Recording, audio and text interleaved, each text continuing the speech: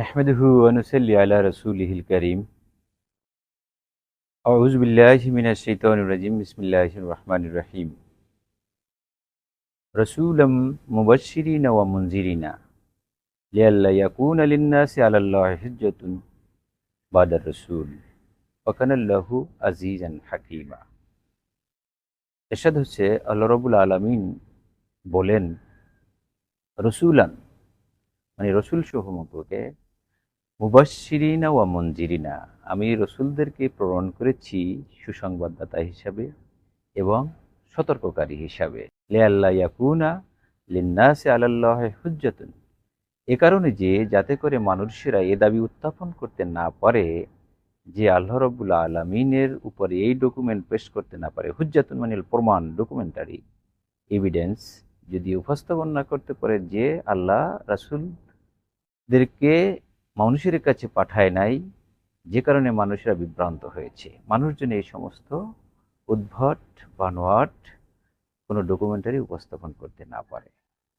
এই জন্য আল্লাহ রাব্বুল আলামিন বলেছেন যে আমি তোমরা এই বাহানা যেন না করতে পারো যে তুমি একথা যেন না বলতে পারো তোমাদের কাছে কোনো সতর্ককারী পাঠায় না, সুসংবাদদাতা পাঠায় নাই।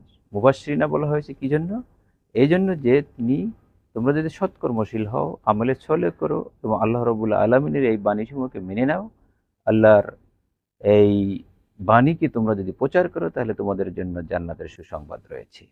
যদি তোমরা এর বিপরীতটা করো, আল্লাহর আনুগত্য প্রকাশ না করো, রসুলের আনুগত্য প্রকাশ না করো, তার বিধিবিধান যদি মেনে না চলো তাহলে মুনজিরিনা, তাহলে তোমাদের জন্য সতর্ককারী কাছে বেআযাবিন আলিম, গভীর এবং পীড়াদায়ক শাস্তি।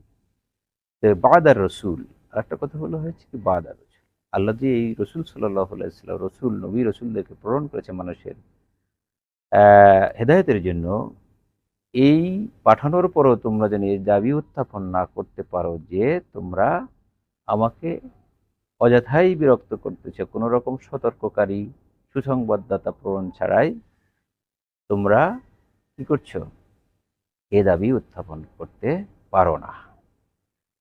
ওয়াকানাল্লাহু আজিজান হাকিমা, এই জন্য আল্লাহ রাব্বুল আলামিন খুব মহাপরাক্রমশালী এবং মহাপ্রকৌশলী।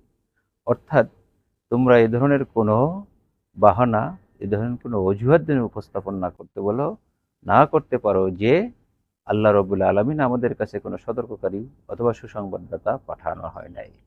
এই জন্য সূরা তাহার 134 নম্বর আল্লাহ রাব্বুল আলামিন ইরশাদ করেছেন লাউলা আন্না আহলাকনাহুম মিন ক্বাবলি লাকালু লাউলা আরসালতা ইলাইনা রাসূলান মিন ক্বাবলিহি ফানাত্তাবি'a আয়াতিকা আন-নাজ্জিলা ওয়া নাখজা। আন-নাজ্জিলা ওয়া নাখজা অর্থ হলো আমরা এই অপমানিত এবং লাঞ্ছিত হওয়ার পূর্বে তুমি যদি আমাদের কাছে কোনো রসুল প্রেরণ না করতে তাহলে কি হতো, তাহলে আমরা এ দাবি উপস্থাপন করতে পারতাম যে তাদেরকে ধ্বংস করার পূর্বে তোমরা একথা বলতে পারতে যে নবী রসুল প্রেরণের পূর্বেই আমরা যদি আল্লাহ রাব্বুল আলামিন তাদেরকে শাস্তি প্রদান করতো তাহলে বলতে যে এই অপমানিত অবদস্থ হওয়ার আগেই আমরা তোমার বাণীকে মেনে নিতাম যদি তুমি আমাদের কাছে রসুল প্রেরণ করতে। সুতরাং এই কাফির এবং মুশরিকদের এ দাবি উত্থাপনের পিছনে কোন কারণ থাকবে না, কারণ আল্লাহ রাব্বুল আলামিন নবী রাসূল প্রেরণ করেছেন।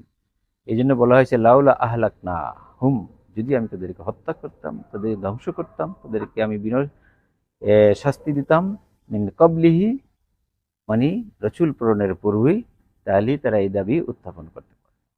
সুতরাং এরকম দাবি উত্থাপনের কোনো সুযোগ নেই। সুতরাং আসুন আল্লাহর এই বাণীকে আমরা মানুষের মাঝে পৌঁছে দিই এবং কাফির মুশরিকদেরকে পৌঁছে দিই এবং তারা যেন এই আল্লাহর বাণী মেনে নিয়ে পরকালের সেই জান্নাতের স্বাদ গ্রহণ করতে পারে। আর তারা যদি এইটা না করে তাহলে কি হবে, তাহলে জাহান্নামের শাস্তির ব্যাপারে সতর্কবাণী উচ্চারণ করা হয়েছে। সুতরাং আল্লাহর বাণীকে যারা মানবে না তাদের জন্য কঠিন শাস্তি রয়েছে এবং যারা মানবে তাদের জন্য জান্নাতুন তাজরি মিন তাহতিহাল আনহার, তাহলে তাদের জন্য এমন জান্নাত রয়েছে যাদের তলদেশে নহর প্রবাহিত হবে। আসুন আমরা আল্লাহ তাআলার এই বাণীকে মেনে নেই এবং তার জান্নাতে যাওয়ার সুযোগ গ্রহণ করি। এই আশাবাদ ব্যক্ত করে এখানে শেষ করছি। আসসালামু আলাইকুম ওয়া রাহমাতুল্লাহি ওয়া বারাকাতুহু।